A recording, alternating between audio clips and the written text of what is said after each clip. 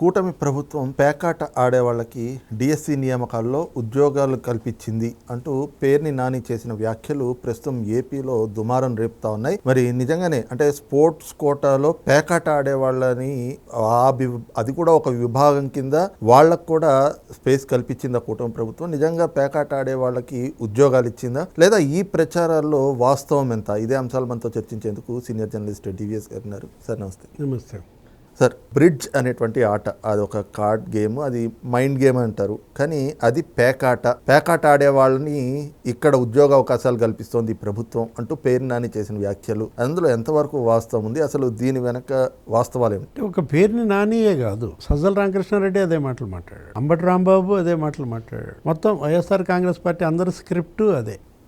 తాడాట ఆడేవాళ్ళకి ఇచ్చారు, లేకపోతే మీరు అన్నట్టు పేకాట ఆడేవాళ్ళకి ఇచ్చారు. అంటే వీళ్ళకి అసలు బ్రిడ్జ్కి క్యాసినోకి తేడా తెలీదా? అంటే క్యాసినో ఆడిచ్చే వాళ్ళకి బ్రిడ్జ్ గురించి ఏం తెలుస్తుందిలే. గుడివాడ కొడాల నాని, లేకపోతే వల్లభనేని వంశీ, చికోటి ప్రవీణ్.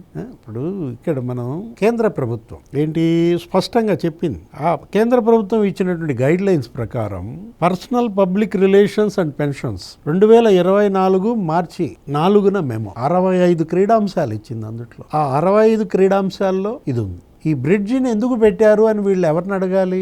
దమ్ముంటే మోడీని అడగాలి, కేంద్ర ప్రభుత్వాన్ని అడగాలి. అంటే బ్రిడ్జ్ అంటే అదొక ఇంటలెక్చువల్ గేమ్. యాక్చువల్గా ఏంటంటే మామూలుగా పెద్ద పెద్ద విద్యాధికులు ఆడుకునే ఆట. ఇప్పుడు చదరంగం ఎలాగో, బ్రిడ్జ్ ఎలాగో. ఇప్పుడు మా కాలేజీలో మా లెక్చరర్స్ అసలు పెద్ద ఛాంపియన్స్. మా కరెస్పాండెంట్ అయితే అసలు మొత్తం ఆయనే కండక్ట్ చేసేవాడు. అప్పుడు ఏది నేషనల్ లెవెల్లో భారతదేశంలో స్థాయిలో బ్రిడ్జ్ పోటీలు నిర్వహించితే మొత్తం కాలేజీల ప్రిన్సిపాళ్ళు, లెక్చరర్లు, డాక్టర్లు, లాయర్లు వాళ్ళు పాల్గొనేవాళ్ళు. అందులో అదొక ఛాంపియన్షిప్. ఏం తెలుసు వీళ్ళకి? ఇప్పుడు క్రీడా ఉద్యోగాలను టార్గెట్ చేస్తున్నారు ఎక్కువగా. 16,000 పోస్టులతో మెగా డిఎస్సి, 15,491 మంది అపాయింట్మెంట్ అయిపోయింది. కష్టపడి చదివారు, బ్రహ్మాండంగా వాళ్ళు పోస్టులు పొందారు. కుటుంబ సభ్యులు అసలు వాళ్ళ యొక్క ఫ్యామిలీస్ సమక్షంలో అపాయింట్మెంట్ లెటర్స్ ఇచ్చి ఇప్పటికి ఎన్నాళ్ళైంది? లాస్ట్ ఇయర్ సెప్టెంబరు ఎప్పుడో ఇచ్చారు, 21వ తారీఖు. అంటే 9 నెలలు అవుతుంది వాళ్ళు ఉద్యోగాల్లో చేరి. అసలు ఈ ఫైల్ మీద సంతకం పెట్టి 2 ఏళ్ళు, నోటిఫికేషన్ వచ్చి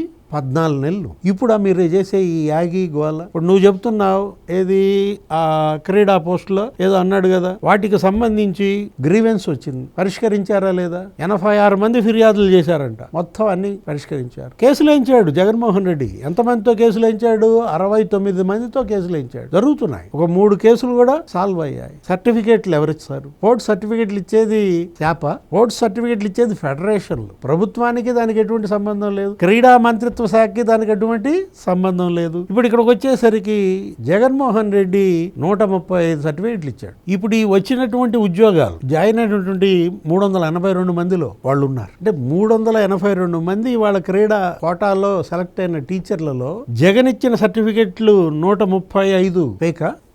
అదే కనపడుతుంది. ఏది నేను ఫేక్ సర్టిఫికెట్లు ఇచ్చాను, నువ్వు ఉద్యోగాలు ఎలా ఇస్తావంటావా? తెలుగుదేశం పార్టీ 12 ఏళ్ళు, ఏది రాష్ట్ర విభజన జరిగిన తర్వాత ఒక 5 ఏళ్ళు, ఇప్పుడు ఒక 2 ఏళ్ళు, 7 ఏళ్ళు, అంతకుముందు ఒక 5 ఏళ్ళు, 12 ఏళ్లలో ఇచ్చిన సర్టిఫికెట్లు ఎన్ని? తెలుగుదేశం ప్రభుత్వం 142. అంటే నేను చెప్తాను 1999, 2004 కానీ, లేకపోతే 2014, 19 కానీ, ఇప్పుడు ఈ 2 ఏళ్ళు కానీ. రాజశేఖర్ రెడ్డి, రోసయ్య, కిరణ్ కుమార్ రెడ్డి 10 ఏళ్ళు. ఆ 10 ఏళ్లలో 105 సర్టిఫికెట్లు ఇచ్చారు. జగన్ ప్రభుత్వం 135 సర్టిఫికెట్లు. ఇవాళ వచ్చినటువంటి ఉద్యోగాలు 382 మంది వాళ్ళైతే ఎంత పకడ్బందీగా పరీక్ష రాశారు. ఇదేంటిది? Computer based test, CBT, 42,000 question bank. ఏ ప్రశ్న ఎవరికి వస్తుందో తెలియదు. ప్రతిరోజు పాస్వర్డ్ మారుతుంది. ఒక సైబర్ సెక్యూరిటీ, ఏది high power cyber security, physical మరి స్ట్రాంగ్ సెక్యూరిటీ. కట్టుదిట్టంగా పరీక్ష రాస్తే నీకు 5,77,675 దరఖాస్తులు వచ్చాయి. 3,36,300 మంది అభ్యర్థులు. ఇది ఒక 24 రోజుల ప్రక్రియ.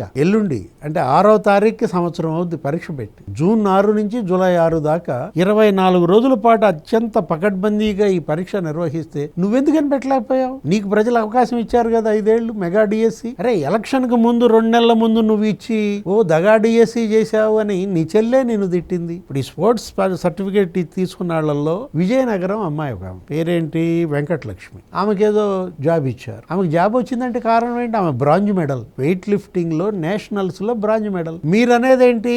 ఆమె మీద ఎఫ్ఐఆర్ ఉంది, ఆమెకి ఎలా ఇస్తారంటారు? ఎఫ్ఐఆర్ ఉందా లేదా అని చెప్పి అక్కడ ఎస్పీకి లెటర్ రాశారు. విజయనగరం ఎస్పీ ఏమని ఇచ్చారు సమాధానం?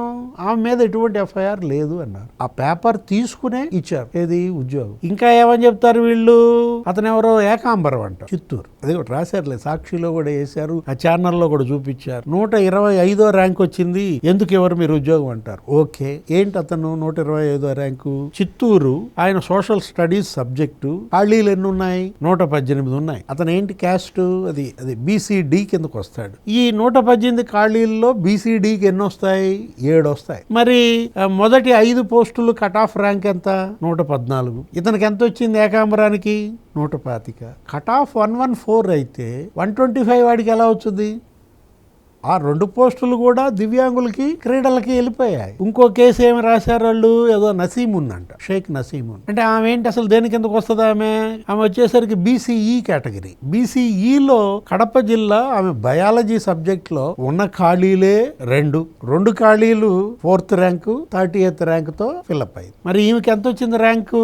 43. అంటే కట్ ఆఫ్ మార్క్ కన్నా ఎక్కువ ఇవ్వగలరా? ఇప్పుడు ఇక్కడ 4th ర్యాంకు 30th ర్యాంకు ఉంటే 43వ ర్యాంకు రసీమున్కి ఎలా ఉద్యోగం వస్తుంది? అంటే ఒక ఎగ్జామ్ పెట్టారంటే సతీష్, కొంతమంది కృతార్థులు అవుతారు, కొంతమంది విఫలం అవుతారు. ఆ విఫలమైన వాళ్ళు ఏమంటారు? నేను కష్టపడి చదివాను, నన్ను ఎందుకు ఫెయిల్ అయ్యాను నాకు తెలియదు అంటారు. ఆ బలహీనతలను ఆధారంగా చేసుకుని జగన్మోహన్ రెడ్డి రెచ్చగొడుతున్నాడు. దానికి కూడా కమిటీ వేసాడంట. ఏది ఇప్పుడు డిఎస్సికి కూడా అమరావతి రైతులకు వేసినట్టే ఒక కమిటీ వేసాడు. ఈ కమిటీలో ఎవరున్నారో చెప్పు? లేళ్ల అప్పిరెడ్డి ఉన్నాడు. ఎవరు?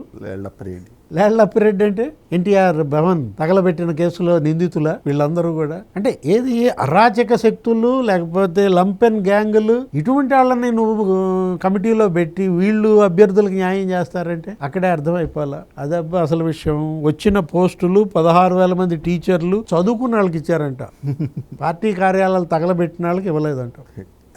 నమస్తే.